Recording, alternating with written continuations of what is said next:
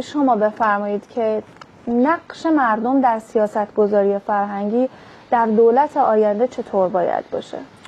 ببینید، اولا دو تا بحثه. یکی اینکه سیاستگذاری‌ها باید چگونه باشه و اینکه در ارتباط با مردم سیاستگذاری چگونه باشه. اول اینکه تو این سیاستگذاری‌ها باید مردم رو صرفاً پذیرندگان این سیاست‌ها در نظر نگیرن، یعنی یک رابطه یک سویه تعریف نشه. مردم کنشگرانی هستن که میتونن سیاست‌های فرهنگی رو دریافت کنن، بفهمن، بررسی کنن، نقد کنن، بپذیرن یا رد کنن. خب این رو میشه در نظر گرفت.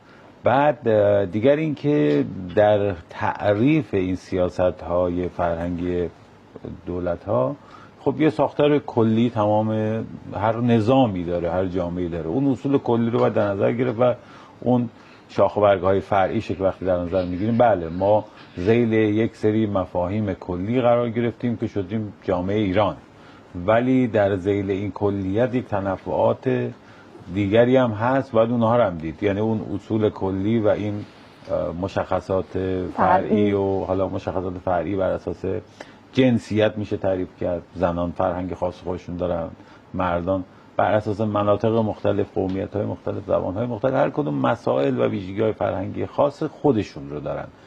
در تعریف این سیاست‌های فرهنگی هم نباید یه سیاست‌های صرفاً کلی، چارچوب کلی رو باید در نظر داشته باشیم، صرفاً کلی و یک سیاست‌های تدوین شده در مرکز که یه وقتی حالا این شد یه دوستی از تهران یکی این پژوهشگاه به من زنگ زد که فلانی ما می‌خوایم بیایم تو قشم فلان تحقیق رو انجام بدیم.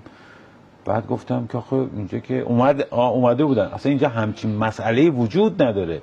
گفت حالا به ما گفتن برین یه سری پرسشنامه جمع کنین. گفتم خب وقتی میشینید تو تهران مسائل فرهنگی ما اصلا پژوهش هم تو حوزه مسائل فرهنگی تعریف می‌کنید، همین شما نمی‌فهمید.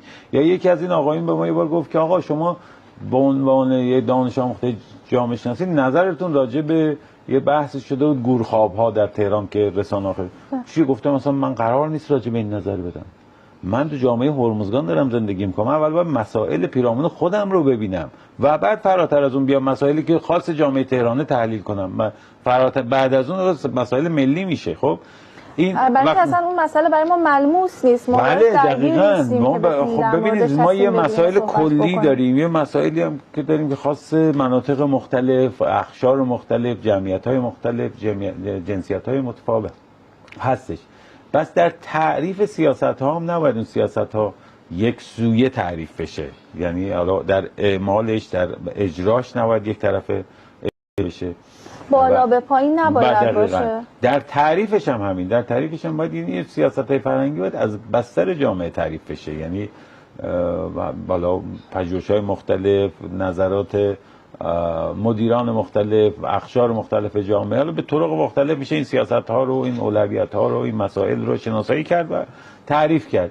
و در تعریف هم باید در واقع خود نقش مردم باید دیده بشه، نه فقط در مرحله اجرا بگیم حالا خب ما که می‌خوایم اجرا کنیم، ما نگام اینه که مردم یک ماشین نیستن که یک طرف ما دیکته کنیم و اینا بپذیرن و اجرا کنن. در مرحله قبل‌ترش، در مرحله تعریف سیاست‌ها هم باید اون نقش مردم، نقش فعالانه، نقش کنشگری مردم، نه منفعلانه مردم، آحاد مردم دیده بشه.